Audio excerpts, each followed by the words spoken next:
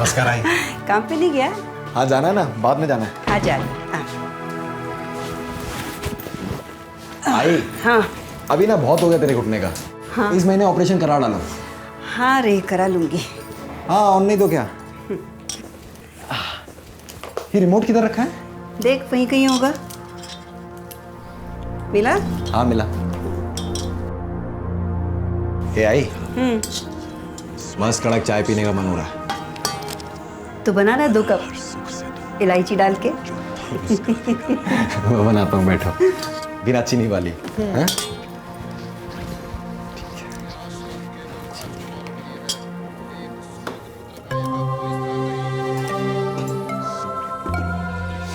आई हाँ स्वीटी स्कूल नहीं गई क्या?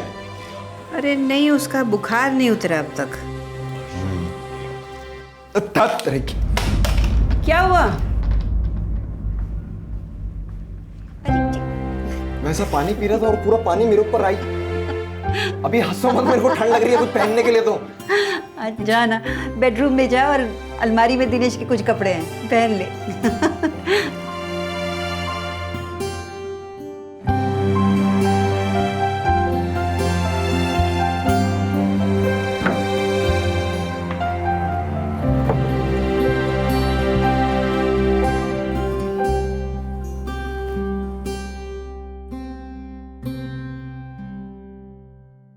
सोनू मामा, आप यहाँ क्या कर रहे हो? ये तो पापा की टी शर्ट है ना? स्वीटी बेटा तुम सो जाओ। उठी क्यों? हाँ ओहो अभी बुखार है। सुनो मैं तुम्हारे लिए खीर बना रहा हूँ अभी, ठीक है? गुड गर्ल, सो जाओ।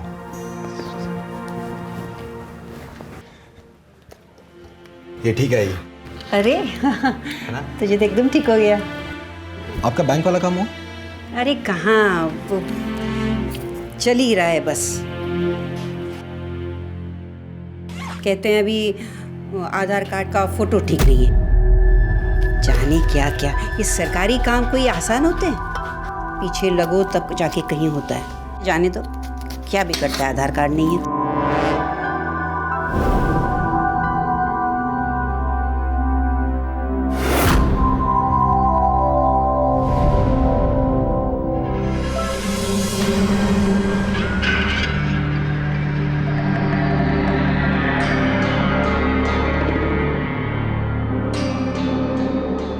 अरे दादा प्रीमियम भरा की नहीं रे? Hello hello. हाँ अरे पॉलिसी लैप्स हो जाएगा, बाद में हमको मत बोलना कि हम नहीं बोला। अब जल्दी जाके प्रीमियम भर दो।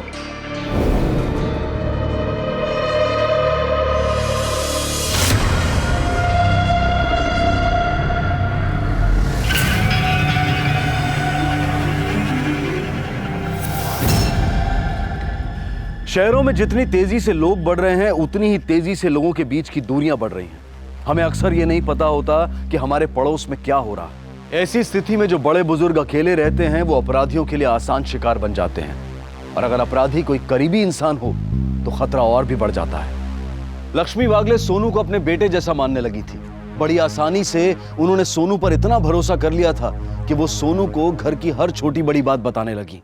लेकिन इस तरह के अंधविश्वास का अंजाम कभी कभी जानलेवा साबित हो सकता है।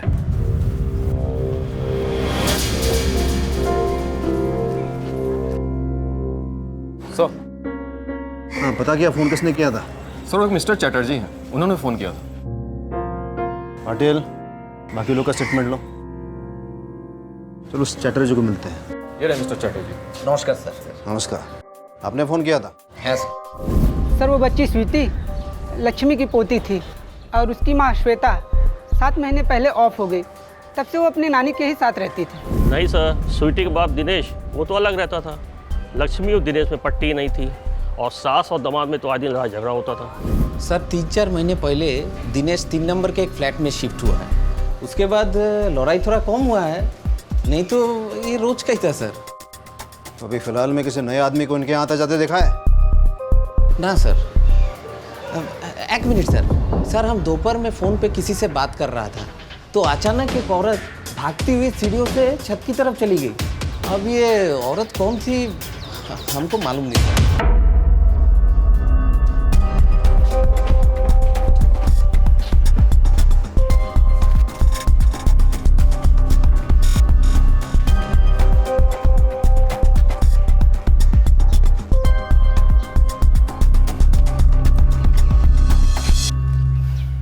सावंत, एक चीज नोटिस की तुमने? छत इंटरकनेक्टेड है। हाँ सर, और छत के जरिए एक बिल्डिंग से दूसरी बिल्डिंग में आराम से आ जा सकते हैं। छत का चप्पा चप्पा स्कैन करो, हो सकता है खून के छींटे, जूतों के निशान या फिर कोई और सुराग मिल जाए। जी सर। चल। चटर्जी साहब, ये छत हमेशा खुली रहती है क्या? हाँ सर। तुम कौन हो? मैं सर सोनू, यही 2 नंबर बिल्डिंग में रहता हूँ। 2 नंबर तो यहाँ क्या कर रहे हो? मैं सर, फैमिली जैसी थी मेरी ये। लक्ष्मी आई को आई बुलाता था सर मैं। स्वीटी मामा बोलती थी सर मेरे को। मैंने मना किया था आई को कि दिनेश को घर से बाहर मत निकालो। किस बात पे लड़ाई होती थी दोनों की? किस बात पे क्या सर? दिनेश का चक्कर चल रहा था सर, सलोनी के साथ। सलोनी कौन है? मेरे को लगा आपको मालूम होगा सर। सलोनी बार डांसर है सर, यही बाइकोला में रहती है। बार? दिनेश शादी करना चाहता था इसके साथ, लेकिन आई सख्त खिलाफ थी कि शादी नहीं होगी। अच्छा, आखिरी बार कब देखा था उसे? यही 1-2 दिन पहले सर। आज नहीं तो कल तो मरेगी ना। ये प्रॉपर्टी पैसा किसका? मेरा। अरे उसमें से 1 लाख रुपए तो मांग रहा हूँ, क्या प्रॉब्लम है? मेरी बेटी आईसीयू में थी और तू इसके साथ? कुछ भी भूली नहीं हूं मैं। अरे 1 लाख क्या, 1 रुपया नहीं दूंगी मैं तुझे इस नचनिया पे लुटाने के लिए। और देखते रहना, सारा पैसा मैं स्वीटी के नाम कर जाऊंगी। तू ऐसे नहीं मानेगी बुढ़िया। अब देख मैं तेरे से कैसे पैसा निकलवाता हूँ। चल सलोनी।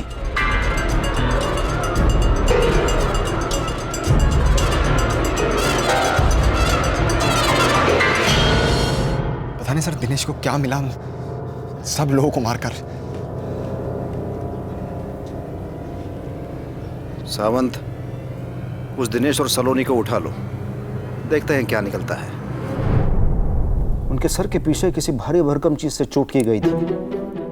इतनी बुरी तरह की खोपड़ी फट गई। उसके बाद पेट में 7 बार चाकू से वार किया, फिर उस मासूम बच्ची का गला काटकर उसे भी मार दिया। अपराधी ना ताला तोड़ के घुसा, ना ही कोई हाथापाई का निशान है। मतलब कि जो भी लक्ष्मी जी के घर में घुसा वो उनके जान पहचान का ही था। तुम्हारे पास तो उनको मारने का पक्का मोटिव भी था। जितनी नफरत तुम अपनी सास। क्या कह रहे हैं सर? सास को छोड़िए, मैं अपनी बेटी को मार दूँ? क्यों? दिनेश की सास और उसकी बेटी, उन दोनों को रहते हुए तुम दोनों शादी नहीं कर सकते थे, और तुम दोनों को लक्ष्मी की प्रॉपर्टी भी चाहिए थी।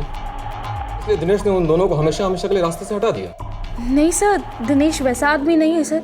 वो तो स्वीटी से बहुत प्यार करता था। इतने साल के सर्विस में मैं एक बात सीख गया हूं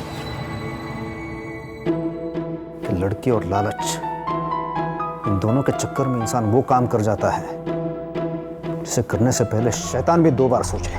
तो फिर क्या तुमने मारा स्वीटी को? नहीं नहीं सर, मैं कैसे मार सकती स्वीटी को? वो तो मेरी बेटी जैसी थी सर, और स्वीटी भी मुझे बहुत लाइक करती थी।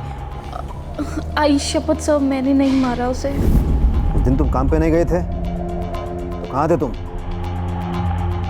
उस दिन मैं सलोनी के साथ उसके घर पे था सर। अच्छा, तुम तो इधर थी ना, लक्ष्मी जी के घर पे। उनके पड़ोसी ने तुम्हें छत पे जाते हुए देखा था जब तुम मर्डर करके वहां से भाग रही थी। नहीं सर, झूठ है ये। मैं तो अपने घर पे थी उस टाइम। आप चेक कर सकते हैं सर। इस बार ऐसी चाल खेली है ना मैंने, देखना पुलिस झक मार के इन दोनों के पीछे ही जाएगी। ये क्या बाबा आदम के जमाने का डिजाइन है, मुझे नहीं पसंद। हाँ तो तुम्हारे लिए है ही नहीं, पसंद कैसे आएगा? मतलब फिर किसके लिए ये? मोहम्मद अली रोड पर एक दुकान है, तुम ये सारा सामान वहां पर लेके जाना और बेच आना। ये सब? हाँ, ये सब अपन बेचेंगे तो पकड़े नहीं जाएंगे क्या? समझदार तो तुम हो। समझदार हो तो मैं अजीब अजीब चीजें करता। हटो। अपने आप को ज्यादा स्मार्ट समझते हो क्या? ये लो शर्ट पहनो।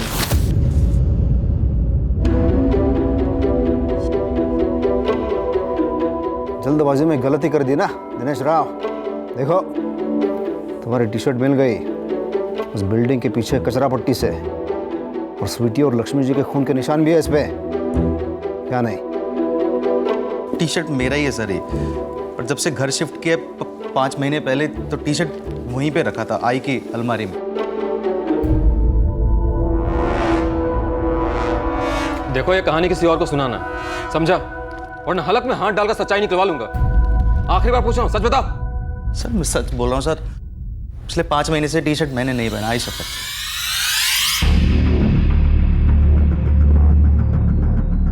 कॉल रिकॉर्ड की सबसे वारदात के वक्त सलोनी का फोन बाइकला में था, और उसी वक्त इस मोबाइल से फोन भी किया गया था सर। इसका मतलब सर चैटर्जी ने जिस लड़की को भागते हुए देखा था वो सलोनी नहीं थी। उनका एलिबाई क्रॉस चेक करो, पता करो क्या ये लोग वाकई में उस वक्त भाईकाला में थे या फिर ये पुलिस को भटकाने की चाल है।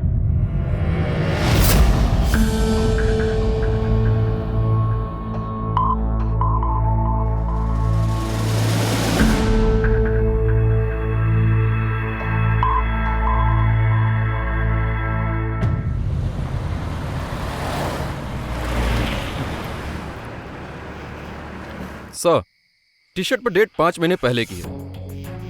बिल्डिंग के बाजू वाले धोबी से पूछा तो उसने बताया कि उसी का लिखा हुआ है। दिनेश ने भी कहा कि पिछले 5 महीनों से उसने ये टी शर्ट नहीं पहनी क्योंकि लक्ष्मी जी की अलमारी में थी। सर दोनों के बयान मैच कर रहे हैं। ये भी तो हो सकता है सावंत कि पिछले 5 महीनों में दिनेश कभी भी लक्ष्मी के यहाँ जाके अपनी टी शर्ट ले गया हो, या फिर उसने खुद ने यह खून नहीं किए बल्कि किसी और से करवाए हैं। तो अब सर और रगड़ना है उनको? नहीं, वो दिनेश और सलोनी को छोड़ दो।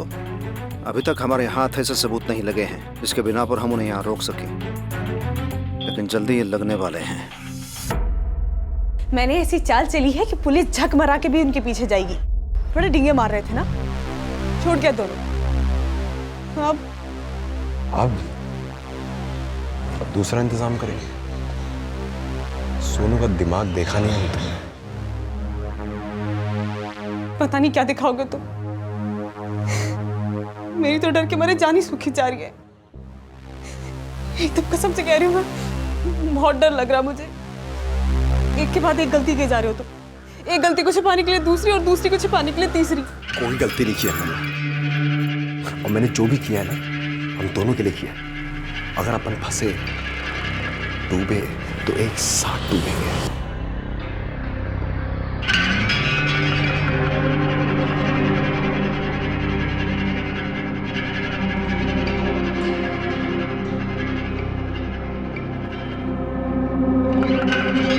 छोड़ो, अभी मूड नहीं है मेरा। गुस्से में सबसे ज्यादा मजा आता है पागल। सोनू एक खतरनाक रास्ते पर निकल चुका था। कानून से आंख में चोली खेल रहा था। शक के दायरे में और भी लोग थे, लेकिन उनका भी मोटिव साबित नहीं हुआ था। इसलिए सूझबूझ दिखाते हुए पहले पुलिस ने इस केस के दूसरे पहलुओं की जांच की और फिर उल्टी तरह से सोचना शुरू किया। अब वो चोरी किए गए माल को ट्रैक करते हुए मुजरिम तक पहुंचना चाहते थे। कुछ अपराधी ऐसे होते हैं जिनके लिए नशा सा बन जाता है, पर अपराधी चाहे कितना भी शातिर क्यों ना हो, वो ये भूल जाता है कि जुर्म की जिंदगी छोटी होती है और उसका अंजाम दर्दनाक। अब देखना यह था कि घबराहट में सोनू क्या कोई ऐसा कदम उठाएगा जिससे पुलिस को उस पर शक हो जाएगा, या फिर वो पुलिस को चकमा देने के लिए कोई दूसरी तरकीब निकाल लेगा। सावंत सर, हमें पता करना है लक्ष्मी की प्रॉपर्टी असल में थी कितने की। देखो कोई बैंक डॉक्यूमेंट या फिर पासबुक मिला तो। जी सर। चल तुम इकडे बघा।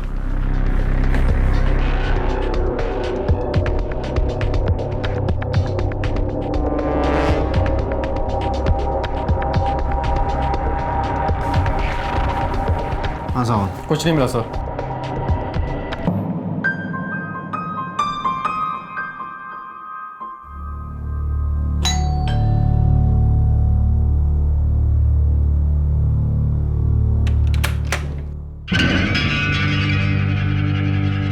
अरे सर, आप लोग यहाँ पर? कुछ पता चला आप लोगों को कि किसने किया? हाँ चल जाएगा पता। यार तुमसे एक हेल्प चाहिए थी। हाँ, तुम तो लक्ष्मी जी के काफी करीब थे ना, फिर तो तुम्हें पता होगा उनका अकाउंट कौन से बैंक में था। सर मैं करीब ज़रूर था, लेकिन ये बैंक अकाउंट की बातें ये सब ये घर वालों को ज़्यादा पता होती हैं। अब था तो मैं पड़ोसी। दिनेश को ज़रूर पता होगा अगर आप उससे पूछेंगे तो। दिनेश होता है यहाँ पर तो आपको पता चल जाता, लेकिन है नहीं वो यहाँ पर। अच्छा, कहाँ गया वो, कुछ पता है?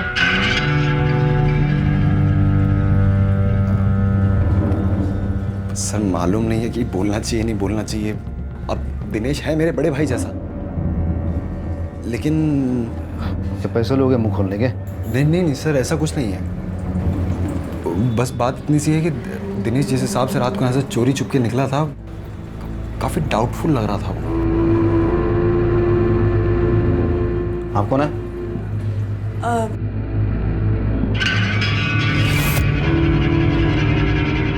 ये मेरी भाभी है। नमस्ते। नमस्कार।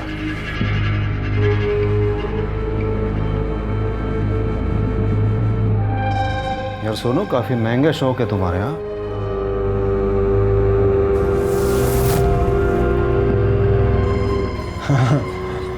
हाँ सर, वो थोड़ा बहुत मुझे म्यूजिक का शौक है तो वो। काम क्या करते हो तुम? काम तो सर मैं सेल्समैन हूँ, मैं पावर ऑप्टिमाइजर बेचता हूँ घर घर जाकर।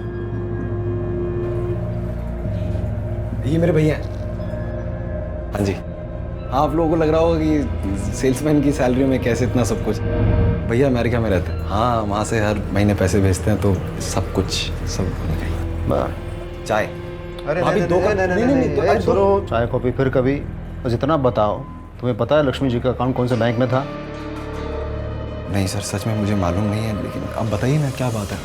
सर एक आइडिया है, बिल्डिंग के मेंटेनेंस का चेक जनरली सेक्रेटरी के पास जाता है, शायद उन्हें पता हो।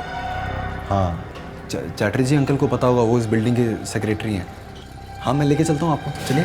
चल। नमस्कार सर, लक्ष्मी जी का एसबीआई में अकाउंट था। का पेमेंट वगैरह सब क्लियर है? हाँ सर, लक्ष्मी जी का मेंटेनेंस का पेमेंट हर महीने के 5 तारीख को आ जाया करता था। ये फोटो कब की है? 4 साल पहले का है सर, गणेश उत्सव का। क्या देख सकता हूँ मैं? हाँ सर।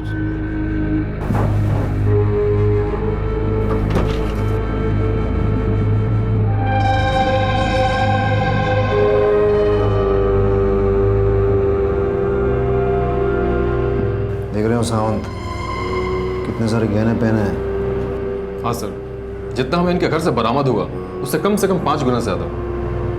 इस फोटो को हम रख रहे हैं। ठीक है सर। अच्छा, बैंक मैनेजर से बात करो और पूरा डिटेल निकालो।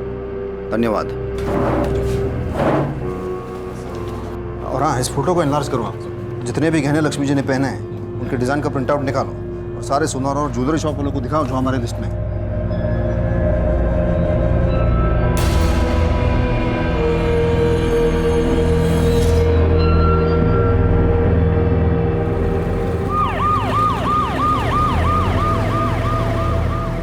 सावंत, एक बात शुरू से खटक रही है मुझे कि दिनेश हमेशा अपने सास से झगड़ता था पैसे को लेकर, और सोनू ने भी बताया कि दिनेश और सलोनी लक्ष्मी से लड़ाई करते थे गहने और पैसों को लेकर।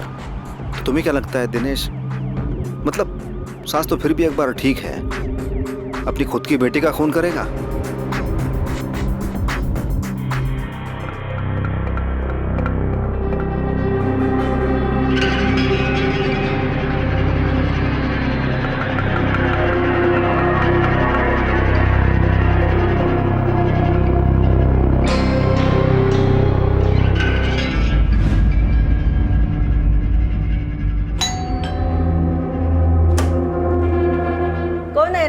आंटी केबल कंपनी से आया।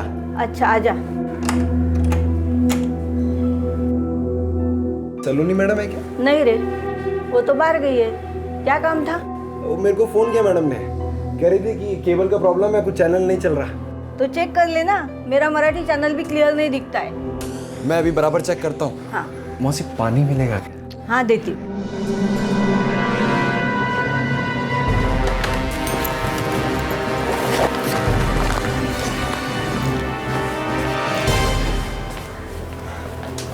ये क्या प्रॉब्लम था बेटा? वो पीछे का प्लग ढीला हो गया था। अच्छा।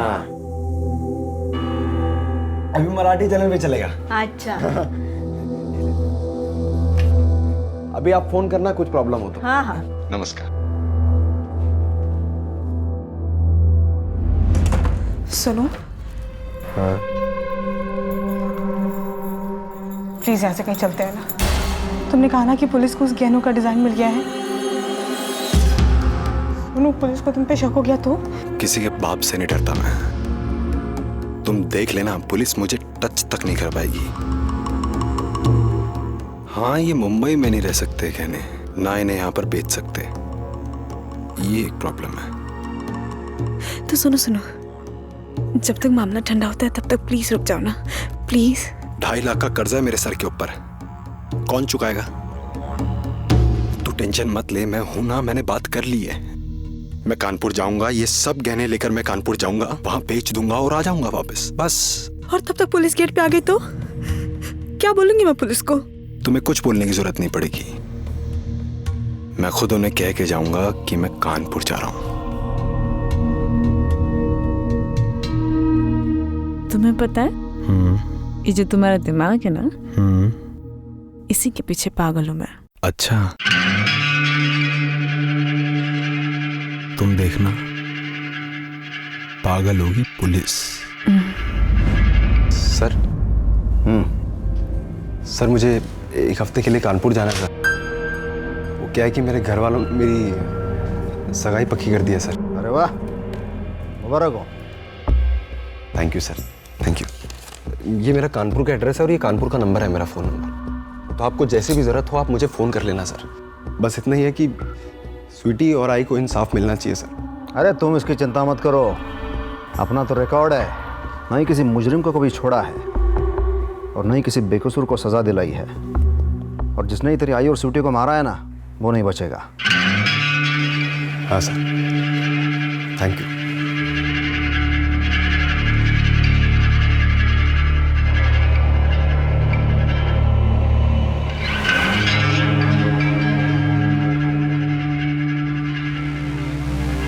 हाँ आमिर भाई, हाँ मैं कह रहा हूँ कि सब सेट हो चुका है। हाँ मैं आज शाम की ट्रेन से आ रहा हूँ।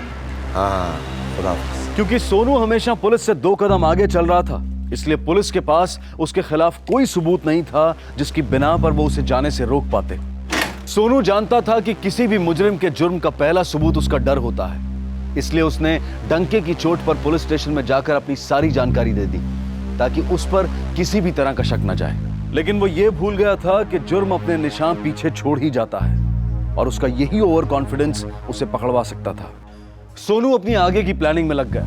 पुलिस की तफ्तीश भी जोरों पर थी। ये एक ऐसा पेचीदा केस था जिसमें हत्या और चोरी दोनों हुई थी, लेकिन पुलिस के हाथ अब तक कोई पुख्ता सबूत नहीं लगा था। सर, मेरी बैंक मैनेजर से बात हुई। उन्होंने बताया कि 3 दिन पहले लक्ष्मी ने अपना पूरा अकाउंट खाली कर दिया। टोटल 8 लाख कैश और 50 तोले सोना, सब कुछ निकाल लिया। ये उसका पर्सनल अकाउंट है? सर, ये उनकी बेटी श्वेता का अकाउंट है, जिसका नॉमिनी श्वेता का हस्बैंड दिनेश था। फिर कुछ 7 महीने पहले श्वेता ने दिनेश को हटा के अपनी मां लक्ष्मी को नॉमिनी बना दिया। श्वेता की डेथ के बाद से लक्ष्मी इस अकाउंट को हैंडल करती है। मुझे लगता है सावंत, श्वेता को दिनेश और सलोनी के अफेयर के बारे में पता चल गया होगा। जी सर, श्वेता बीमार थी और उसे इस बात का डर था कि उसके जाने के बाद स्वीटी का क्या होगा, इसलिए उसने दिनेश को हटा के अपनी मां को नॉमिनी बना दिया। और इस बात पे दिनेश लक्ष्मी से भिड़ गया और उसने उसे धमकी दी, तो लक्ष्मी डर गई, तो उसने फैसला किया कि वो अपना बैंक ही बदल देगी। और इस बात की भनक दिनेश को भी लग गई। तो सारी थियरीज दिनेश की तरफ ही इशारा कर रही हैं। सिर्फ एक पक्के सबूत की ज़रूरत है, कत्ल का वो हथियार या फिर चोरी का माल। दिनेश को उठाते हैं फिर से। सर आप लोग, क्या हुआ सर? चलो अच्छा है तुम यहाँ आओ, घर की तलाशी लेनी है। क्यों सर, अब क्या हुआ? सर बट हुआ क्या है?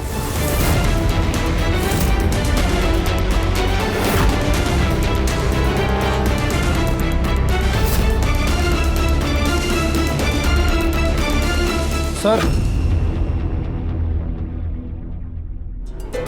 कैश और ज्वेलरी। मुझे नहीं पता कहाँ से आया। आई शपथ सब। बाकी का पैसा ज्वेलरी कहाँ है दिनेश? सर मुझे नहीं पता सर। ये लोग ऐसे नहीं बताएंगे, ले चलो इन दोनों को। चल सर नहीं सर, चल एक मिनट सुन सर। चल। क्या हुआ सर, कोई प्रॉब्लम?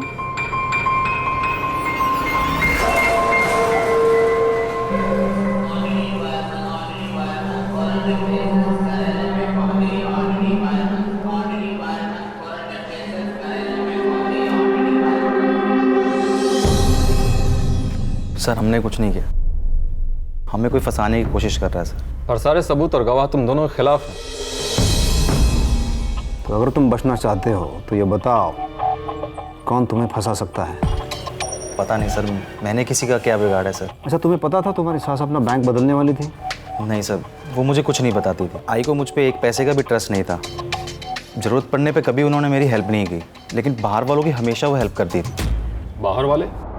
हाँ सर, सोनू, वो 2 नंबर की बिल्डिंग वाला। आई ने खुद उसको 5-6 बार पैसे उधार दिए हैं, वो भी 10-20 हज़ार करके। लेकिन वो सोनू क्यों पैसे उधार मांगने लगा? उसका भाई तो अमेरिका से पैसे भेजता है ना उसके लिए। भाई का कोई आइडिया नहीं है सर, लेकिन इतना पता है कि वो बिल्डिंग में हर दूसरे आदमी से उधार लिया करता था। आई को उस पर बहुत ट्रस्ट था।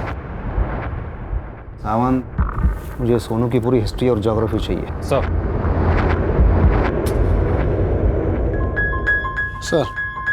सर चोरी हुए गहनों में से एक डिज़ाइन को आइडेंटिफाई किया गया है। मोहम्मद अली रोड के एक सुनार को ये बेचा गया था।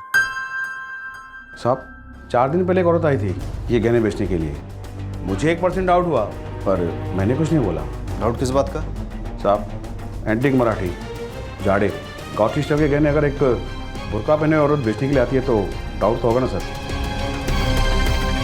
घर में CCTV कैमरा नहीं है क्या? नहीं साहब, छोटी दुकान है, कैमरा नहीं है। अरे पब्लिक की सेफ्टी के लिए रूल्स बनाए हैं। साहब गलती हो गई, माफ़ कर दीजिए। कल तक अगर यहाँ पे CCTV कैमरा नहीं लगा ना तो तुम्हारा लाइसेंस कैंसिल करवा दूंगा। ये पंचनामा करके ये सब गहने जब्त करो। सर, कानपुर वाले मिश्रा जी का फ़ोन आया था। सोनू ने जो नंबर और एड्रेस हमें दिया है वो सही है। मुझे लगा ही था। अरे तो फिर से आ गया, सुधर जा। वो मिश्रा से को उस पर नज़र रखें। और बाकी कुछ डिटेल पता चला? सर सोनू के ऑफिस से कॉल सीट्स मिले हैं। वारदात वाले दिन यानी कि 4 तारीख को वो शाम तक कांदीवली में ही था। सर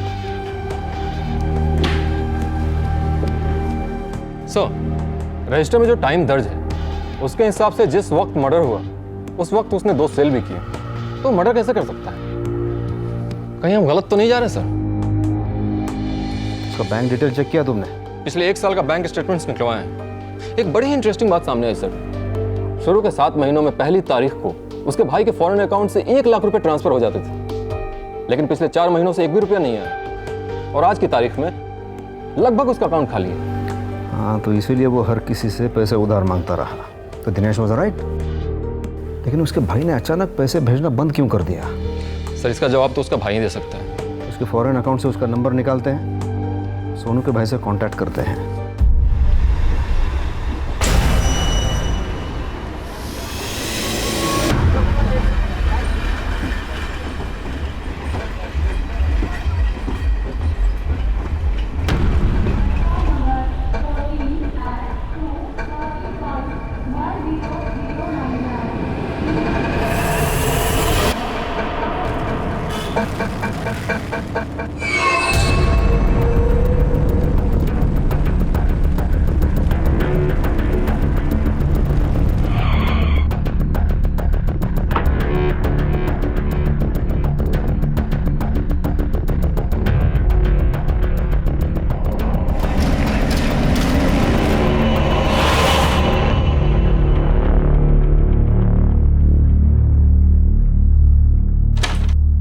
अम्मा प्रणाम।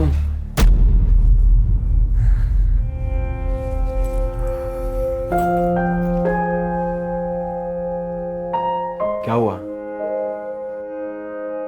मुंह की बुला के बैठी हो? सब ठीक है मुंबई में। कहाँ ठीक है? उस चुड़ैल ने अपनी चंगुल में फांस लिया है तुझको। अरे अम्मा, तुम हर बार एक ही बात क्यों करती हो? हाँ, छोड़ दो। तू उसे छोड़ दे और कानपुर वापस आ जा। अरे क्या रखा है बम्बई में? अम्मा बम्बई में जिंदगी है मेरी, पैसा है वहां पर। मुझे आप लोगों की तरह कुएं का मेंढक बन के नहीं रहना है यहाँ पर। तो हर बार एक ही बात की रट लगाना छोड़ दो आप।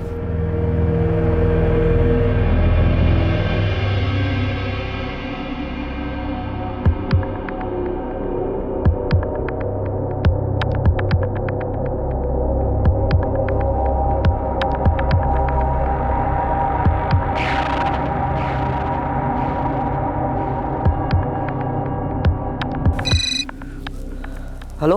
हाँ आमिर भाई, सोनू बोल रहा हूँ। माल चेक किया क्या?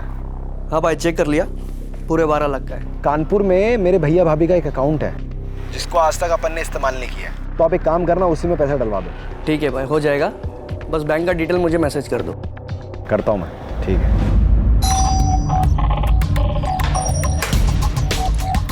बेटा पापा है? हाँ, एक मिनट पापा। मिस्टर भोसले जी, क्या आपने इस महीने की 4 तारीख को पावर हाउस कंपनी का ऑप्टिमाइजर खरीदा था? 4 तारीख को? हाँ हाँ, क्यों? इसी सेल्समैन से खरीदा था। चेहरा तो याद नहीं है मुझे, लेकिन वो सेल्समैन की दाढ़ी थी, इतना याद है मुझे। हेलो। हाँ शीतल, सगाई की डेट्स फिक्स हो चुकी हैं परसों, और सब कुछ ठीक रहा ना तो मैं तरसों तक मुंबई आ जाऊंगा मैं। अच्छा ठीक है, अपना ख्याल रखना। एक नंबर का शातिर खिलाड़ी है सो। उसने भाप लिया होगा कि शीतल का फोन टैप हो रहा है, इसलिए कोड वर्ड में उसने अपना मैसेज पास कर दिया। मैसेज? सगाई, सगाई, इसी में कोई क्लू छुपा है सावंत। सर, आपने एक चीज नोटिस की? शीतल की आवाज कांप रही थी। मेरे ख्याल से वो इस वक्त काफी टेंशन में है। जब मिट्टी गीली हो तो खुदाई करना आसान हो जाता है। आप लोग? सर, सोनू घर पे नहीं है। फिर मैडम, इसे पहचानती हो? मोहम्मद अली रोड के जिस दुकान पे तुम इसे बेचने गई थी, उसके सीसीटीवी फुटेज में हमने देखा है तुम्हें। सर, हो ही नहीं सकता, उस दुकान पे कोई सीसीटीवी कैमरा।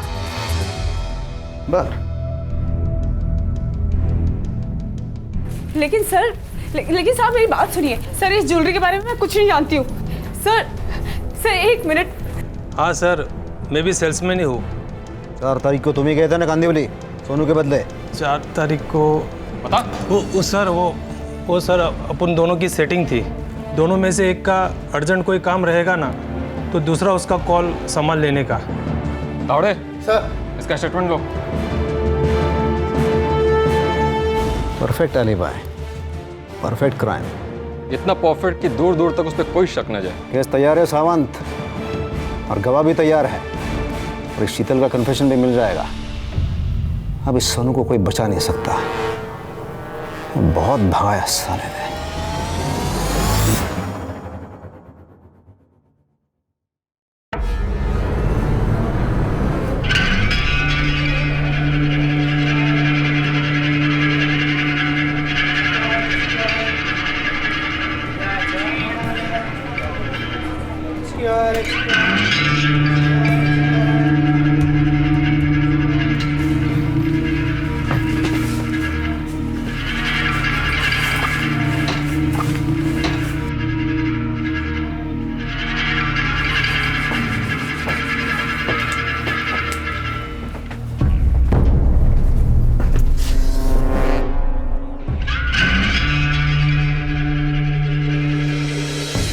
अरे आप लोग यहाँ पर से? हाँ, तेरी सगाई में आए हैं।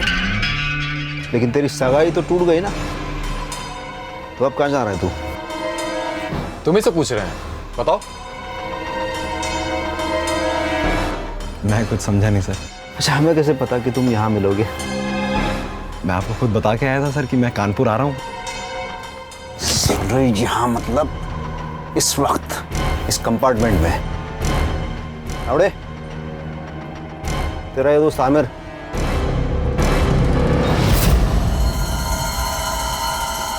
इसी ने तेरा टिकट बनवाया ना, ये भी अपने साथ मुंबई आ रहा है। और हाँ, वो कुछ गहनों के बारे में बता रहा था। तुम्हें पता है इसके बारे में कुछ? शीतल ने सब कुछ बता दिया। कैसे तुमने लक्ष्मी और स्वीटी का खून किया, फिर कैसे तुमने सारे गहने और पैसे चुरा लिए, और फिर कैसे बड़ी चालाकी से शक की सुई दिनेश और सलोनी की तरफ ले आए। सब कुछ। शीतल। हाँ, तेरी शीतल भाभी। अरे रे रे रे रे, तेरा भाई जो है ना अमेरिका में, उससे भी बात की हमने। अपनी भाभी के साथ सो रहा था वो, मैंने खुद उसे पकड़ा है। सर मैंने कुछ नहीं किया। मैंने मना किया था उसे सर, वो मेरी सुने तब ना। सर मर्डर वाले दिन से लेकर अभी तक मैं बस उसको बचाता आ रहा हूँ और कुछ भी नहीं है। पर अब नहीं, नहीं नहीं नहीं, उस औरत ने सर मेरी जिंदगी बर्बाद कर दिया सर। अच्छा, उसने? किसने? मेरी भाभी सर। मैं मुंबई नया नया आया था सर, मुझे कुछ नहीं पता था। इस औरत ने भड़काया मुझे, मेरे अपने सगे भाई के खिलाफ मेरे को भड़काया सर। मैंने गलती की है सर, लेकिन मैं किसी का खून नहीं कर सकता सर। मैं कैसे छोटी सी बच्ची को मार सकता हूँ सर? मैं कैसे सर? अच्छा, मतलब तेरा कहना है कि शीतल ने ये खून किए हैं? मैं तो कांदीवली में था ना सर। अरे हाँ, मैं आया तो मैंने देखा। लेकिन तेरा वो दोस्त शाहिद, वो तो कुछ और ही कह रहा है। वो कह रहा है कि उस दिन वो तेरे नाम से मिस्टर भोसले को कांदीवली में ऑप्टिमाइजर बेच रहा था। तो इसका मतलब तू लक्ष्मी और स्वीटी का बेरहमी से कत्ल कर रहा था। मिश्रा जी, बहुत बहुत शुक्रिया मदद के लिए। Thank you. हाँ, तो तू अब कंटिन्यू कर। मुंबई तक का लंबा सफर तय करना है तो बहुत टाइम है अपने पास। कर शुरू। भैया ने पैसे भेजने बंदी कर दिए, और जिस तरह का मेरा रहन सहन था, खर्चे थे, पैसे कम पड़ने लगे। शीतल का खर्चा अलग। मुझे ये बात पता थी कि लक्ष्मी आई के पास काफ़ी ज्वेलरी है। मुझे ये भी पता था कि उन्हें इस बात का डर लगा रहता है कि किसी दिन उनका दामाद दिनेश उनके सारे पैसे हड़प लेगा। इसीलिए मैंने उन्हें आइडिया दिया कि आई, तुम ना सारे पैसे, गहने वगैरह सब कुछ निकाल कर ये वाला अकाउंट बंद कर दो। एक नया अकाउंट खुलवाते हैं और उसमें डाल देते हैं, और दिनेश को हल्की सी भी भनक नहीं लगेगी। मैं खुलवाऊंगा नया अकाउंट, हो जाएगा। मैंने कहीं पढ़ा था सर कि इंसान की खोपड़ी में एक पॉइंट होता है जहाँ पर आप किसी कुंडे जैसी चीज़ या फिर किसी भारी चीज़ से अगर चोट करें तो याददाश्त चली जाती है। मैं स्वीटी से मैं सच में बहुत प्यार करता था। मुझे पहले ये भी ख्याल आया कि मैं इस छोटी बच्ची को कहीं दूर छोड़ के आ जाता हूँ सर, पकड़े जाने का डर। और मानना पड़ेगा, मैट्रिक फेल है ना तू? 21 साल के सेल्समैन से इस तरह के प्लानिंग की उम्मीद नहीं की थी हमने। अबे, और अपना दिमाग सही जगह पे लगाते हैं, कुछ साल और जी लेते तुम।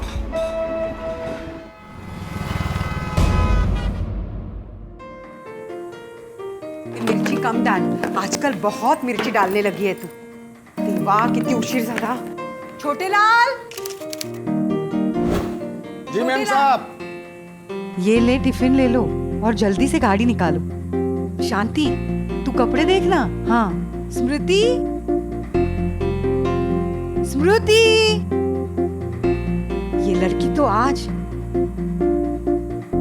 जल्दी आ, देख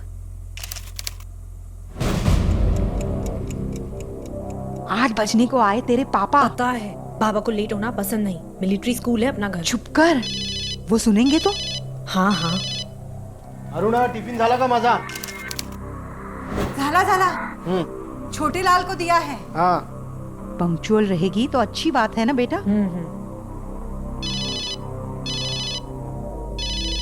बात कर लीजिए ना, बार बार फोन आ रहा है। ऐसे लोगों से बात करने के लिए मेरे पास टाइम नहीं है। बेटा चलो। हो बाबा, मैं जा रही हूँ। जल्दी जा।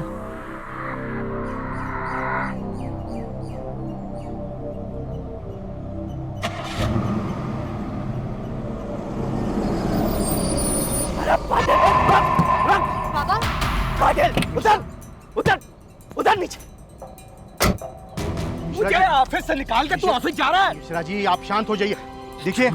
देखिए आप जाइए, मैंने कहा ना बाद में बात करेंगे। छोटे लाल देखो ना। मिश्रा जी आप जाइए, देखिए प्लीज, आप समझने की कोशिश कीजिए। आप जाइए घर, बाद में बात करेंगे। मैंने कहा। अरे मिश्रा जी, अरे आप घर जाइए।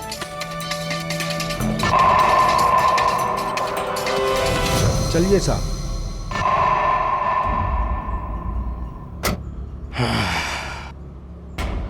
आर यू ओके बेटा? हाँ बाबा।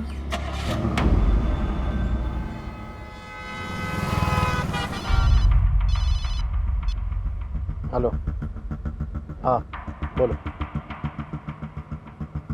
नहीं नहीं, पुलिस को इन्वॉल्व करेंगे तो बेचारा मिश्रा जेल जाएगा। मानता हूं कि उसकी गलती है, लेकिन उसकी भी कोई मजबूरी थी। नहीं नहीं, एक काम करो, अकाउंट्स में बोल दीजिए कि उसका पीपीएफ रिलीज कर दे।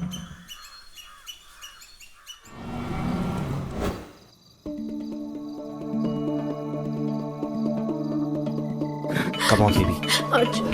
अर्जुन फोन देखने दो ना। सी आई का फोन कट गया। It's 7:10 already. Arjun drop me home. बाबा मुझसे पहले घर पहुंच गए ना तो सुनामी आ जाएगा।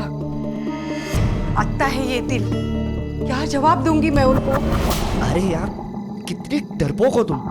अरे बोल दो ना अपने पापा से कि तुम अब अर्जुन की हो चुकी हो। Okay, and by the way आज मेरा पूरा घर खाली है। मेरे पेरेंट्स ना इतने कूल नहीं है। Now drop me home. Okay fine, लेकिन हाँ नेक्स्ट टाइम अगर मेरा घर खाली हुआ ना सर तुम्हें तो किडनैप ही कर लूंगा। लास्ट किस बेबी। स्मृति, बाबा क्या हो रहा है ये? हाँ बाबा चल चल तू। और स्मृति के आसपास भी नजर आया ना तो जान से मार दूंगा तुझे, समझा? अगली बार सीधे जेल जाएगा, जेल। जाने तो साहब।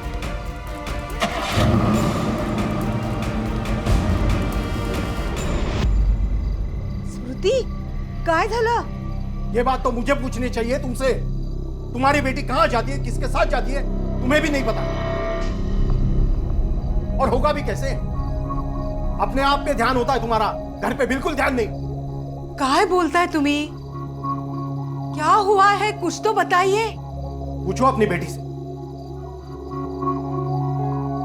स्मृति क्या हुआ है? क्या किया है तूने? यहाँ कोई कुछ कर सकता है? ये घर नहीं जेल है।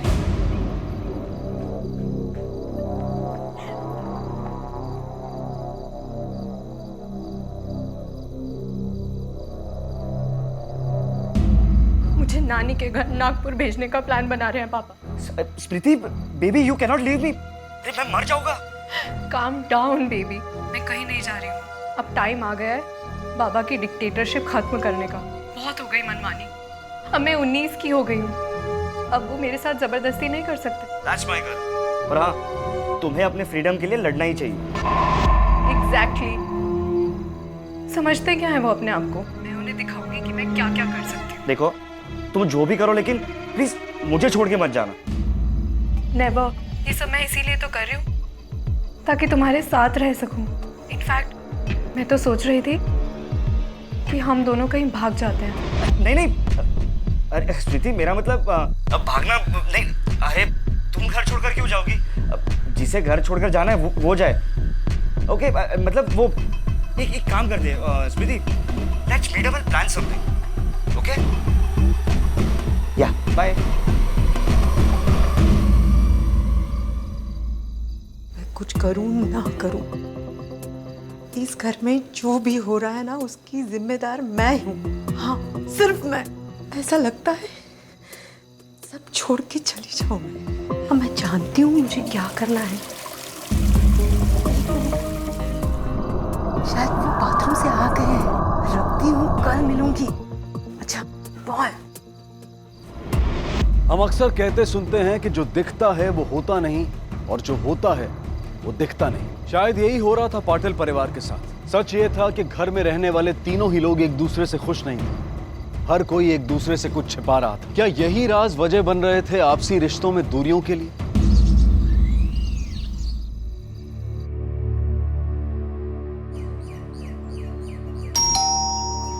साहब,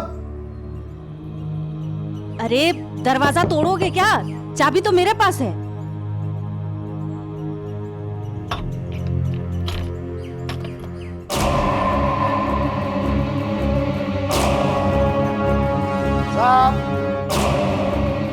साहब का खून हो गया। खून?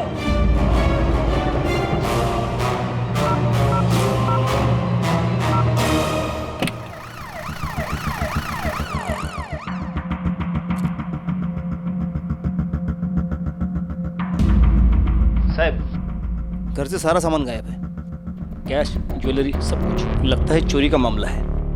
राउत, पता करो उस घर में काम कौन कौन करता है। ठीक है साहब। लाश सबसे पहले तुमने देखी थी? हम दोनों ने साहब, पर ये सब बारे में मुझे कुछ नहीं पता साहब। मैं तो दिन भर काम खत्म करके रात को ही घर चली गई थी, और ये सब कब कैसे हुआ मुझे कुछ नहीं पता है साहब। घर में कौन कौन रहता है? मैम साहब और स्मृति बेबी। बाकी घर वाले कहाँ हैं? साहब कुछ नहीं मालूम। नहीं मालूम? साहब कल रात को तो सब कुछ ठीक ठाक था। कोई दुश्मनी, कोई हाथापाई?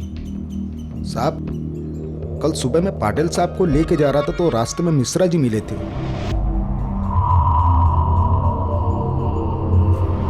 मिश्रा कौन है? साहब मिश्रा जी उनके यहाँ अकाउंट का काम देखते थे। पिछले महीने साहब ने उनको नौकरी से निकाल दिया। और हाँ साहब, कल रात में अर्जुन से भी साहब की कुछ कहा सुनी हो गई थी। अर्जुन? जी। ये कौन है? स्मृति के आसपास भी नजर आया ना तो जान से मार दूंगा तुझे, समझा? अगली बार सीधे ही जेल जाएगा। ठीक है, जा। राउत जी सर। ये घर में जितने भी लोग रहते हैं सबके बारे में पता करो। ये कहाँ जाते हैं, किससे मिलते हैं, क्या करते हैं। ये मिश्रा कौन है, अर्जुन कौन है, इनके भी एड्रेसेस निकालो। और तुम एक काम करो, आसपास जितने भी लोग रहते हैं ना, सबसे इंक्वायरी करो, पूछताछ करो। साहब माँ बेटी दोनों का फोन ऑफ आ रहा है। ये माँ और बेटी गई कहाँ होंगी? रहो, फोन ट्रेस करा लवकर। ठीक है।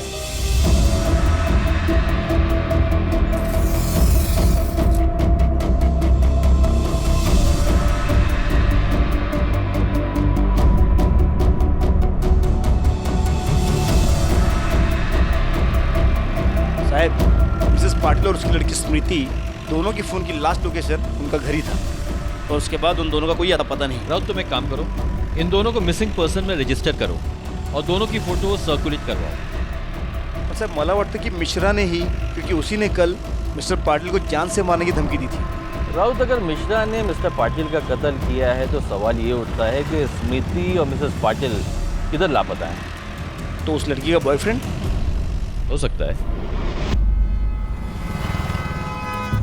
साहब मैंने जो भी किया वो पाटिल साहब के इशारे पे किया था। साहब उन्हीं के कहने पे मैंने कंपनी का पैसा शेयर मार्केट में डाला था, और जब वो पैसा डूब गया तो उसी बात का इल्जाम उन्होंने मुझ पे लगा के मुझे नौकरी से बाहर कर दिया। साहब ऐसा किसी के साथ भी होगा तो उसे गुस्सा तो आएगा ही ना साहब। और गुस्से में आके तूने पाटिल का फोन कर दिया? नहीं साहब, मैंने कुछ नहीं किया साहब। मैं तो उस दिन के बाद से पाटिल साहब को देखा भी नहीं।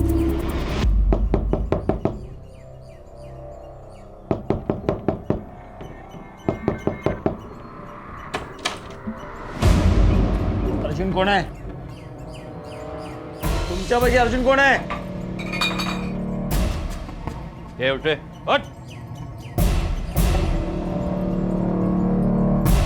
अर्जुन कोण आहे?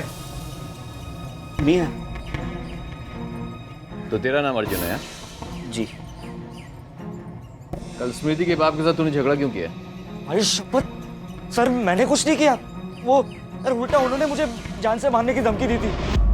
बाबा चल चल तो। अब स्मृति के आसपास भी नजर आया ना तो जान से मार दूंगा तुझे, समझा? मैं एक अच्छे घर से हूँ और स्मृति और मैं तो एक दूसरे से बेहद प्यार भी करते हैं, मगर उसका चलना बाप प्यार व्यार क्या जाने। सर स्मृति हमेशा डरी हुई रहती थी। उसके बाप का फोन आया नहीं कि उसे पसीने छूट जाते थे। अब तेरी बारी कृष्णा, जा। चल जा। दे तू तो चैंप है यार। बाबा का फोन। हेलो बाबा। प्रीति 8:15 बजले, कहा था ना 8 बजे तक घर पहुंच जाना। बाबा वो ट्रैफिक है रास्ते में, आप गुस्सा मत करो, मैं आ रही हूँ। क्या हुआ? बाबा जाना होगा। सर कोई लड़की को ऐसे मारता है क्या, और वो भी खुद की बेटी को? सर स्मृति के पापा तो उसे किसी भी बात पे मारते थे। Relax, okay? अरे हुआ कैसे? मैथ में मार्क्स कम आए तो बाबा ने कान खींच दिया। कैसा बाप है तेरा? सर अब तो मुझे स्मृति की चिंता होने लगी है। कल रात से फोन ट्राई करो, फोन ही नहीं लग रहा। सोचा कि घर जाके मिल लूं, लेकिन अगर उसके खड़ूस बाप को पता चलता तो उसे और मारता था। तो कल रात तेरी ना स्मृति से बात हुई, ना ही तू उससे मिला। नहीं सर, मैं इन्हीं दोस्तों के साथ यहाँ कैरम खेल रहा था। कैरम खेल रहा था? इस लड़की को देखा? हाँ, ये तो अर्जुन के साथ कभी कभी बाइक पर बैठकर आती थी। इतनी सारी लड़कियों में यही एक शरीफ घर की लगती थी। यानी कि अर्जुन की और भी गर्लफ्रेंड है? साहब, गर्लफ्रेंड नहीं, ये उसी टाइप की औरतों को लेके आता था। अरे छोटे लाल, एक बात बताओ, तुम्हारा साहब है ना, अपना पाटिल साहब, ये स्मृति पे हाथ उठाता था क्या? साहब, अर्जुन के साथ वो वाला जब से केस हुआ ना, उसके बाद साहब बेबी पे बहुत गुस्सा थे। आज बताता हूँ तुम्हें, आवारागर्दी करती है, आवारागर्दी। आज वो लड़के के साथ बहुत, आज के बाद घर से बाहर निकलना बंद तेरा कर। ठीक है, चला।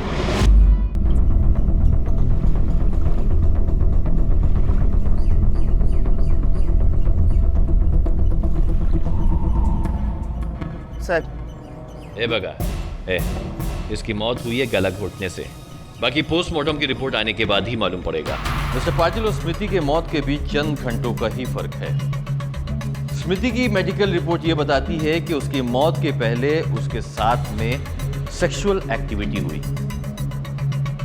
राउत, ये स्मृति के बॉयफ्रेंड का नाम क्या है? अर्जुन। लेके आओ उसे। ठीक है सर। तो स्मृति से मिला था, फिर भी तूने झूठ बोला, हाँ? अरे साहब, मैं सच में डर गया था। स्मृति उस रात मेरे घर आई भी थी। ये I hate him, Arjun. I hate my dad। देखो कितना मारा है।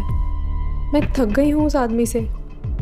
अब उसे पता चलेगा कि मैं भी उसी की बेटी हूँ। दिखाती हूँ उसे कि बेशर्मी क्या होती है। पूरी सोसाइटी में उसका बैंड ना बजा दिया तो मेरा नाम स्मृति नहीं।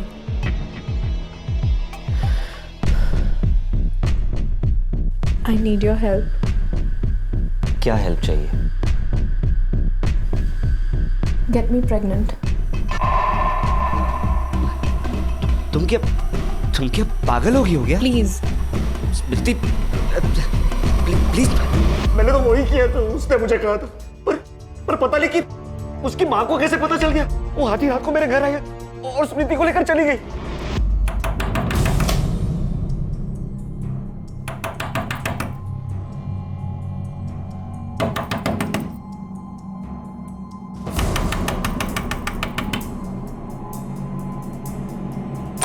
स्मृति? आंटी? हाँ? स्मृति? आई? काय केलंस तू हे? चल घरी चल लवकर घरी चल। नहीं आई, मैं उस घर में दोबारा नहीं तुझे पता है ना तेरे बाबा का गुस्सा? अरे मुझे मार डालेंगे वो। आंटी प्लीज, तू बीच में बता। स्मृति, इसलिए मैं डर गया था। वरना सर मैं आपसे झूठ क्यों बोलूंगा? भाग मारे, लेके जा। अरे साहेब, मला वाटतं इस अर्जुन ने ही बाप बेटी को मारा है। स्मृति ने अपने बाप को मारने का प्लान बनाया होगा और अर्जुन ने स्मृति को ही मार दिया ताकि उसको पैसे और गहने मिल जाएं। अब अरुणा का इसमें क्या रोल है ये जानना बहुत ज़रूरी है, लेकिन अरुणा गायब है, उसका मिलना बहुत ज़रूरी है। ढूंढो उसे। ठीक है सर। मिस्टर पाटिल का रवैया कैसा था? सर, मिस्टर पाटिल बहुत गुस्सेल इंसान थे। अरुणा और स्मृति बहुत डरती थी उनसे। किती वाजले? चाय का टाइम पता है ना तुम्हें? फिर भी तुम्हारी गप्पेबाजी खत्म नहीं हुई। लगता है फिर से समझाना पड़ेगा। अब भला चाय के लिए भी कोई इतना गुस्सा करता है क्या? साहब, मिसेस पाटिल के कॉल रिकॉर्ड से पता चला है कि वो एक नंबर पे बार बार फोन करती थी और वो नंबर किसी रोशन के नाम से रजिस्टर है। लेके आओ उसे। क्या बात कर रहे हैं सर? मुझे तो कुछ पता भी नहीं है और अरुणा ने भी मुझसे बात नहीं की। अरुणा से तुम्हारी फोन पे रोज बात होती थी ना? रोज तो नहीं पर अक्सर बात होती थी हमारी। कब से जानते हो उसे? बचपन की दोस्ती है हमारी। अरुणा की जिंदगी में ऐसा क्या गम है जो घंटों तुमसे फोन पे बात करके शेयर करती थी? सर, बस मैरिड लाइफ में बहुत प्रॉब्लम्स चल रहे थे और हाल ही में तो उसकी मैरिड लाइफ और भी उलझ गई थी।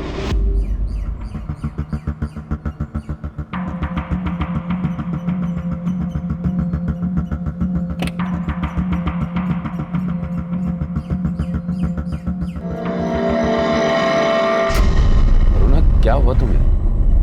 इतना अर्जेंटली मुझे बुलाया? अरुणा, बताओ भी। चोट के निशान? ये सब कैसे हुआ अरुणा? अरुणा बताओ भी, कैसे हुआ ये सब? इस बार मैंने चाय बनाने में देर कर दी।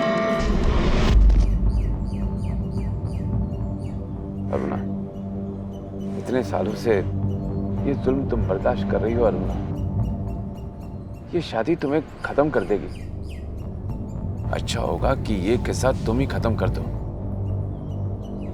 हाँ, बस बहुत हो गया। अब मैं इसे हमेशा हमेशा के लिए खत्म कर दूंगी।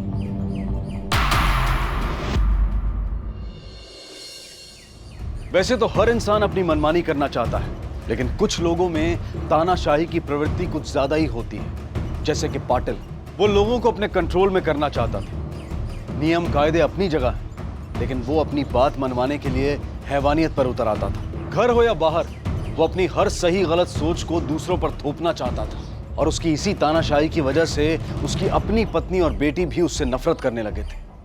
लेकिन क्या उनकी नफरत इतनी बड़ी थी कि वो उसकी जान ले ले? हालांकि शक की सुई मिश्रा और अर्जुन की तरफ भी जा रही थी, लेकिन बिना किसी सबूत के कुछ भी कहना बहुत मुश्किल था।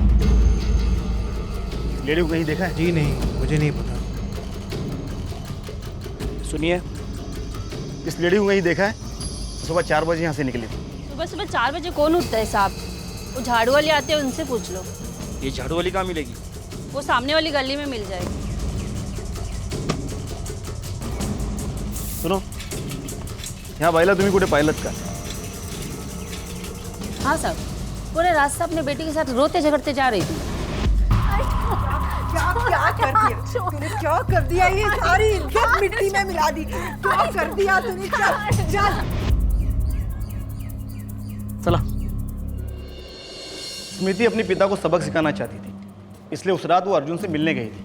उससे भी अजीब बात यह है, राउत के अरुणा को कैसे मालूम कि स्मृति और अर्जुन वहाँ पर मौजूद हैं? इसका मतलब ये है कि कोई तो है जिसने जानबूझकर स्मृति और अर्जुन को वहाँ पर बुलाया। और अब सवाल ये उठता है कि वो दोनों वहाँ से गए कहाँ?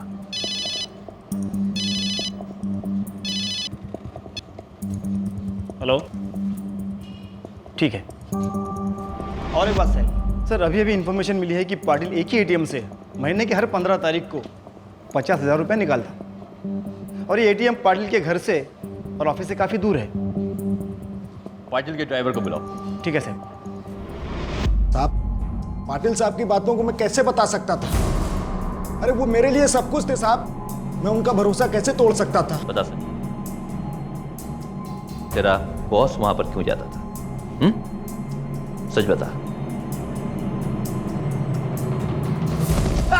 साहब बता रहा हूँ साहब बता रहा हूँ साहब, मीनल मेम साहब के यहाँ जाते थे। मीनल मेम साहब की गर्लफ्रेंड थी। अफेयर? ये आप क्या कह रहे हैं सर? मैं उनकी कंपनी में कंसल्टेंट हूँ।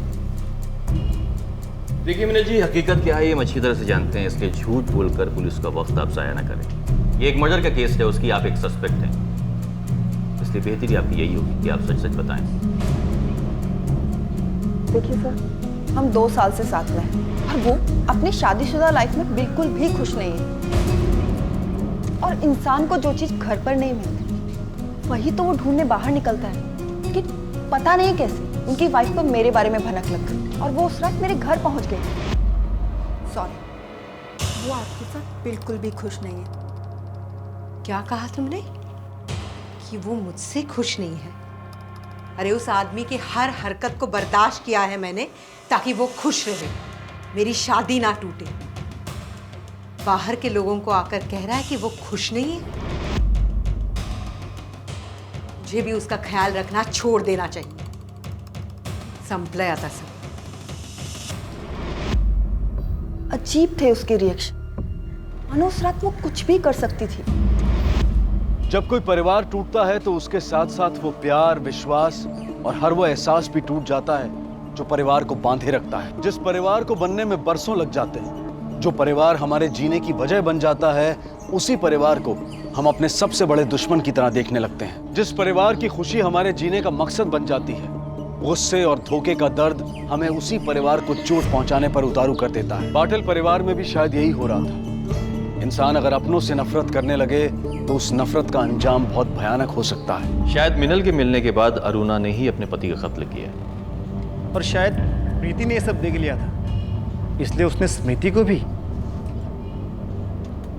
और शायद इन सब में अरुणा ने मदद ली अपने सो कॉल्ड फ्रेंड रोशन की। ये अरुणा का मिलना बहुत जरूरी है।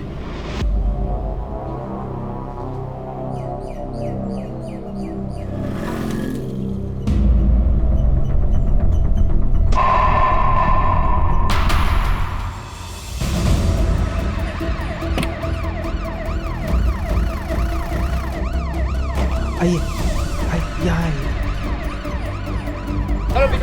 ए बाजू करा ना, बाजू करा, साइड लगा रहा था।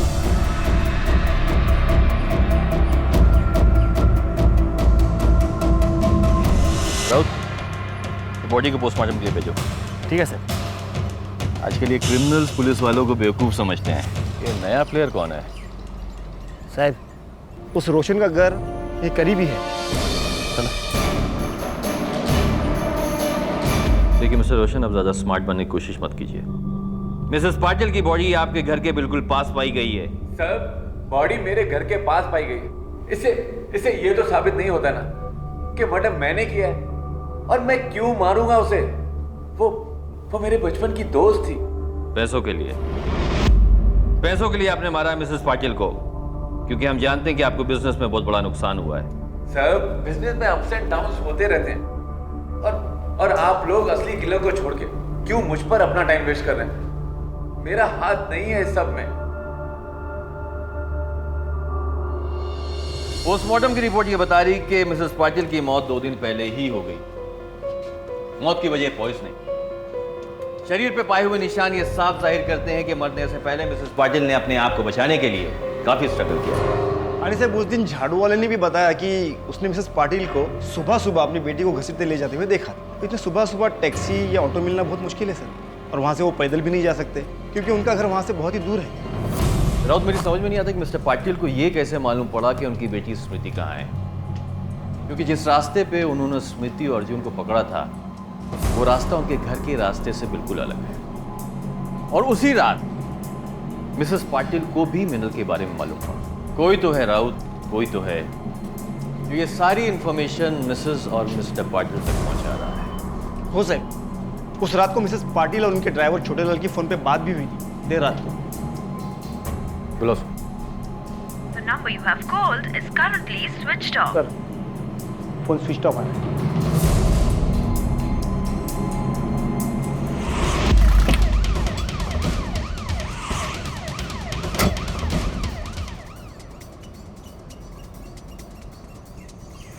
ए सुनो, ये छोटे लाल का घर किधर है? यहाँ से राइट सर। साहब, छोटे लाल से घर भगा आएगा। छोटे लाल, छोटे लाल, छोटे लाल है? नहीं साहब। कहाँ गए? सर, उनको 2 दिन का नासिक का भाड़ा मिल गया ना, इसलिए वो वहाँ गए हैं। फ़ोन करेंगे करके बोला, लेकिन उनका फ़ोन बंद है। शायद चार्जर लेकर जाना भूल गए। आप लोग पाटिल साहब के केस के बारे में बात करने आए हैं? हाँ, रूटीन पूछताछ करनी थी। तुम्हारे पास उनका कोई नंबर है या फिर किसके साथ गए मालूम है? नहीं साहब, वो कहाँ बता के जाते हैं। चला।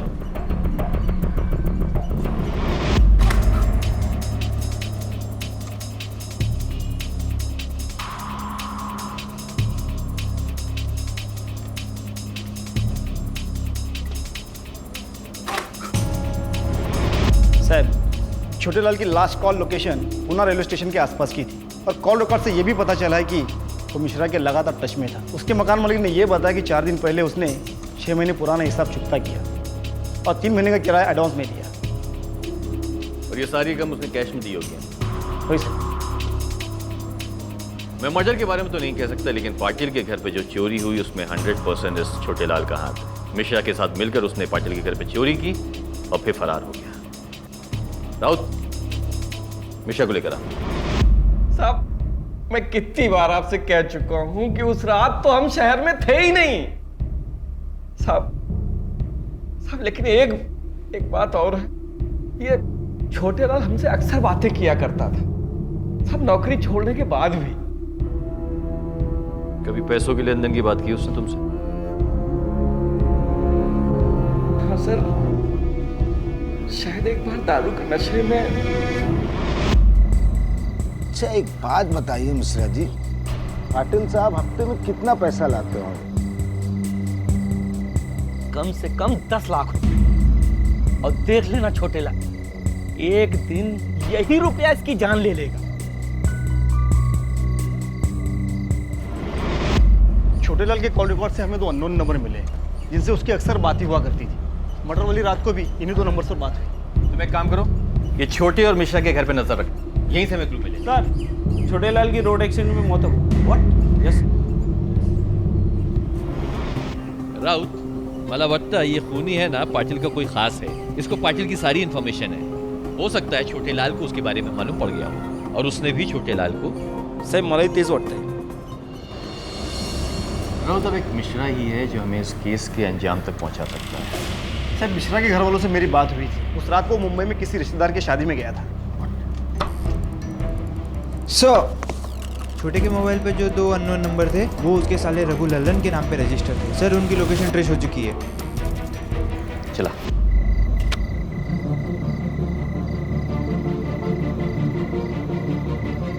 ये पकड़ा है, ये पकड़ो, पकड़ ले इसको।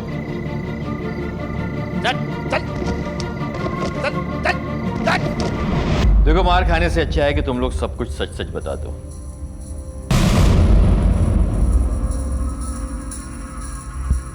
अपने जीजा छोटे लाल के साथ मिलकर तुम लोगों ने पाटिल के घर पे चोरी की है ना? पैसे की लालच में। और पैसे की लालच में तुम लोगों ने अपने जीजा को मार डाला, अपने रास्ते से हटा दिया। अपनी जीजी का भी ख्याल नहीं किया तुमने, हाँ? अपनी जीजी का भी ख्याल नहीं किया तुम लोग ने, हाँ? साहब, हम लोगों ने कुछ नहीं किया साहब। हम दोनों तो पिछले महीने यहाँ आए थे काम ढूंढने और अपनी जीजी के यहाँ ही रुके थे साहब। हम दोनों का प्लान बना थे साहब। हम तो ठीक से यहाँ के रास्ते भी नहीं जानते। ये पैसे कहाँ से आए? कहाँ से आए ये पैसे? हाँ, कहाँ से आए पैसे? कहाँ से आए पैसे? बोल। हमसे ये करवाया गया था साहब, पैसों के लिए। हाँ साहब। किसने करवाया? किसने करवाया?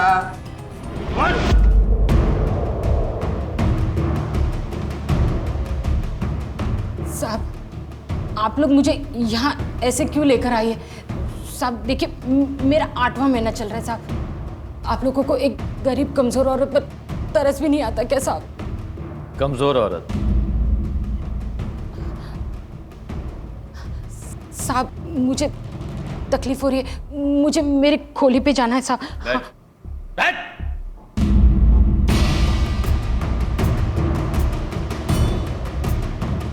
तेरे भाइयों ने सारी असलियत बता दी हमें। मैं ये लिहाज नहीं करूंगा कि तू किस हालत में, इसलिए बेहतर तेरे लिए ये होगा कि तू सच सच बता दे, वरना मैं अपने हिसाब से अगर सच उगलवाऊंगा तो याद रखना। सच क्या है? साहब, हम लोग गरीब है तो क्या इंसान नहीं है साहब? और वो साला पाटिल हमको इंसान ही नहीं समझता। आपको पता है उसने क्या किया? समझ में आ गया था, इस पाटिल की नौकरी के भरोसे मेरा घर नहीं चल सकता। इसलिए मैंने अपने पति और भाइयों के साथ मिलकर प्लान बनाया कि अब हम पैसा निकालेंगे तो अपने तरीके से। मुझे पता था वो पाटिल अपने घर पे हर बुधवार को 10 लाख रुपया लेकर आता है।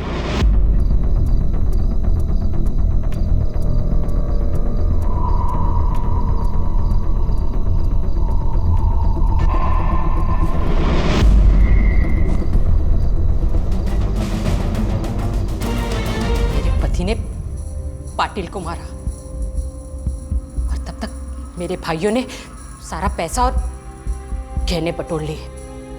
मेम साहब और बेबी को भी उसी रात टपकाना था, इसीलिए मेरे पति ने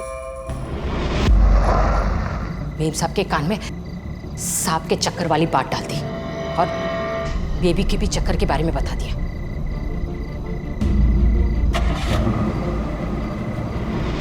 तुम लोगों ने उन दोनों को अर्जुन के घर से किडनैप कराया था ना?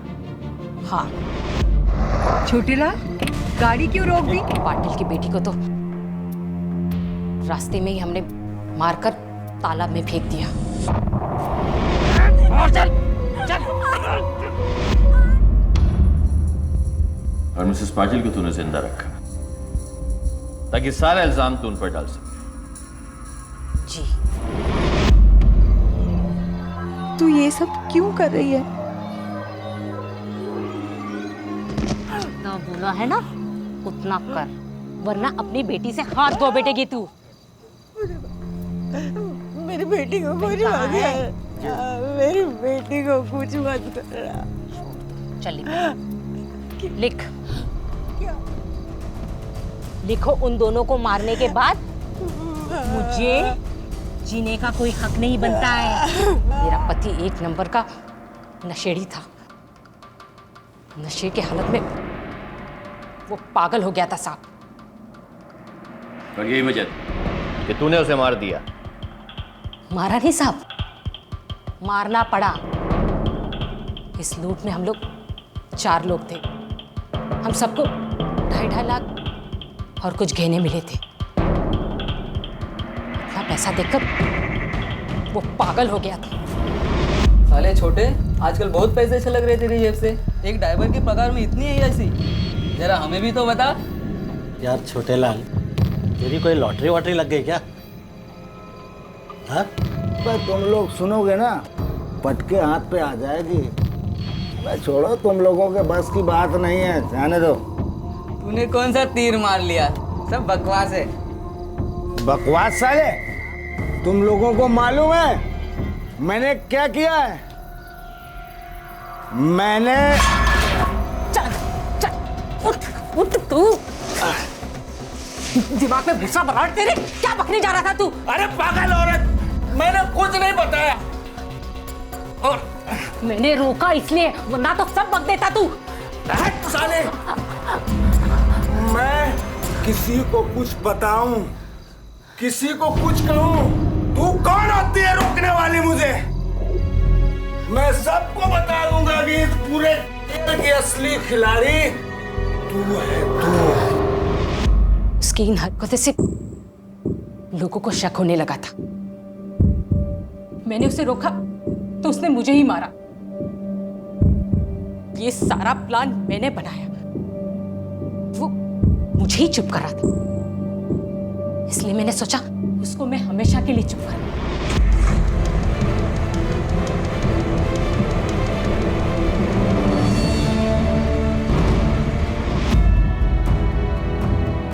पाटिल जैसे लोगों को तो भगवान ने पैसा ही नहीं देना चाहिए, क्योंकि वो इंसान को इंसान नहीं समझते।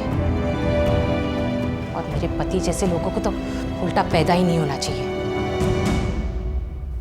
वो किसी काम के नहीं होते, किसी भी काम के नहीं होते वो। गरीबी की बीमारी से बचने के लिए छोटे लाल की बीवी ने जो रास्ता चुना, वो जेल की सलाखों के पीछे खत्म हुआ। पुलिस ने छोटे लाल की बीवी और उसके दोनों भाइयों को पाटिल, अरुणा और स्मृति के मर्डर, चोरी और सबूत मिटाने के गंभीर जुर्म के लिए गिरफ्तार किया है। इस सब में सबसे बड़ा नुकसान शांति के अपने बच्चों का हुआ। जिन बच्चों के भविष्य के लिए शांति ने सब कुछ किया, वो बच्चे आज और भी ज्यादा बेसहारा हैं। अब उनके पास न बाप का साया है और न ही माँ की ममता। शांति के हिसाब से वो पाटिल को सबक सिखा रही थी, पाटिल को मार कर वो इंसाफ कर रही थी। लेकिन अगर हर इंसान अपना इंसाफ खुद करने लगे तो कैसा होगा हमारा समाज। लेकिन गौर करने वाली बात यह भी है कि हमें पाटिल जैसा इंसान भी नहीं बनना चाहिए, जिसके गुरूर और ईगो की कीमत उसे और उसके पूरे परिवार को चुकानी पड़ी। अच्छे बर्ताव की कोई कीमत नहीं होती, पर फिर भी वो अनमोल होता है। अब मैं अनूप सोनी आपसे विदा लेता हूं। फिर मुलाकात होगी अगले एपिसोड में एक और चौंका देने वाले केस के साथ। तब तक अपना और अपने परिवार का ख्याल रखें और देखते रहें क्राइम पेट्रोल डायल 100 सबक एक को सीख हम सबको। जय हिंद। क्राइम पेट्रोल्स के और भी दिलचस्प कहानी देखने के लिए हमारे चैनल को सब्सक्राइब करें और बेल आइकॉन दबाना न भूलें।